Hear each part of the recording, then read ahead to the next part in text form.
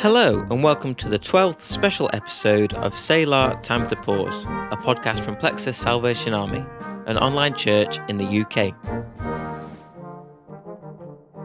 As we journey through Advent this year, we are joined by chaplains from our Homelessness Services Unit, who work in our lifehouses and hostels around the country. They will help us to explore the four great themes of hope, peace, love and joy.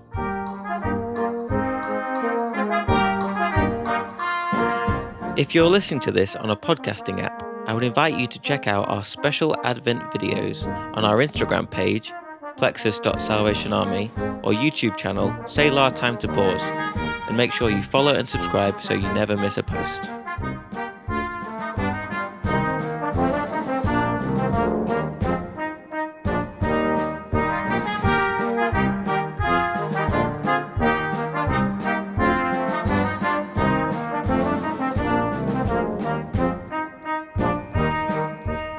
Today, as all this week, we are joined by Karen Cardy from Springfield Lodge Lifehouse in London, who is considering our third theme of love.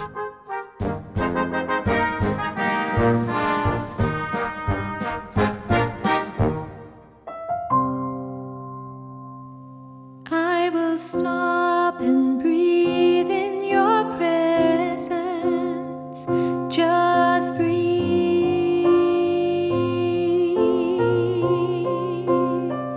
Just breathe.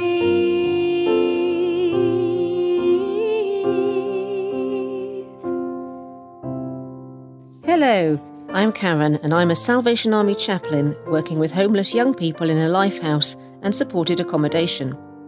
This week's podcasts are part of our Advent series and are on the theme of love.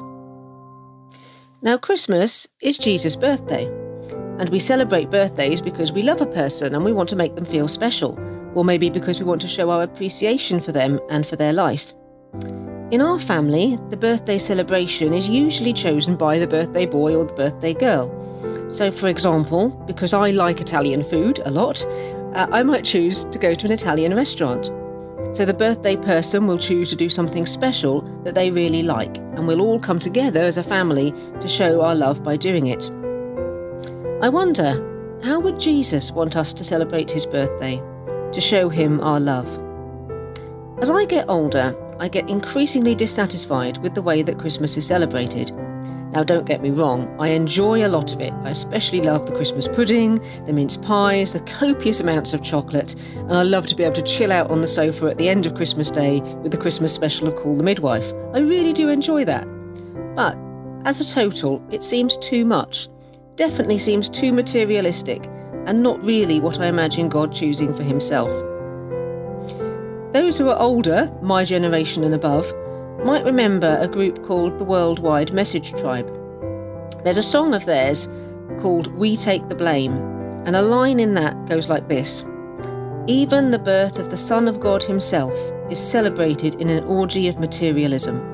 Massive quantities of cash are squandered on the desires of the wealthy, whilst children starve in every corner of the globe. This has always made me think, and it's always made me feel a bit uncomfortable. Maybe because I recognise all too clearly what we do in the UK around Christmas. And this year, more than most, people will be going hungry, even in our own towns in the UK, or they'll be shivering and cold because they can't afford the heating. And yet we know the advertisers will still be trying to prize cash out of our wallets and out of our bank accounts to buy stuff for Christmas, probably using slogans like "Show them you care at Christmas." You go into shopping centres and you'll see posters like "We are Christmas" or "This is Christmas." And I see those things and think, really? I'm sure it's not. I remember once, a good few years ago, talking to a friend of my children. I think she was about 10 years old at the time, and it was just after Christmas. So I said to her, "Oh, did you have a good Christmas?" "Yes," she replied, "because I got everything on my list." Now, I didn't say anything to her, but I thought, is that really what a good Christmas is about? Just getting stuff? I'm sure it was given from love. In fact, I know it was because I know the family. But is that all Christmas is? Now, Jesus did say that the world would know we are his disciples if we love one another. But love has to be more than just giving material gifts, especially gifts we don't really need. Gifts that people do need, like giving food to the hungry, giving clothes to those who need clothes, shelter to the homeless, company to the lonely, time and a listening ear to those who need to talk. I wonder if these are the gifts of love that God would prefer to us to be giving. After all, Jesus came to point us towards a relationship with God, not to push us towards the nearest toy shop or perfume counter.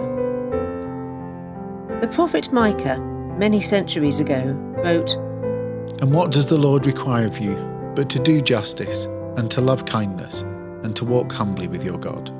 He doesn't ask us to buy lots of stuff and give it to people. So, how do I show Jesus love in the way I celebrate his birthday? Well, for me personally, I'm particularly fussy about Christmas cards. I always buy charity cards specifically, and I always have to have a picture of the Christmas message on. Now, there's nothing wrong with pictures of robins in the snow or amusing pictures of Santa being stuck in a chimney. I have a good giggle at that along with everybody else. But if you get a card from me, it will have a picture reflecting the Christmas message in some way. I just make that a thing. I also try and give donations to charity a bit more than normal. I often buy those alternative gifts, things like buying school books for a refugee camp, that kind of thing. In that way, I feel like I'm giving something back into the community, as well as just spending money on my own family. So I'm still showing love to my friends and family, but hopefully in a bit of a modest way. I also contribute to the ministry of the church in my daily work and other activities. But I can't help feeling it's still not quite enough. Not that I need to be doing more, but just I'm still uncomfortable with the amount of money we spend at Christmas. How will you show love to Jesus this Christmas? How could you do this? Are there any changes to your regular traditions or routines or anything new that you could start doing? My thought to take away today and to ponder, and this is for you and for me, because it is Jesus' birthday after all, is this. If you were to scrap everything you do about Christmas, everything you think about Christmas, if you were to rethink the Christmas celebration from scratch and only celebrate in a way that Jesus himself might choose, what would your Christmas and my Christmas look like?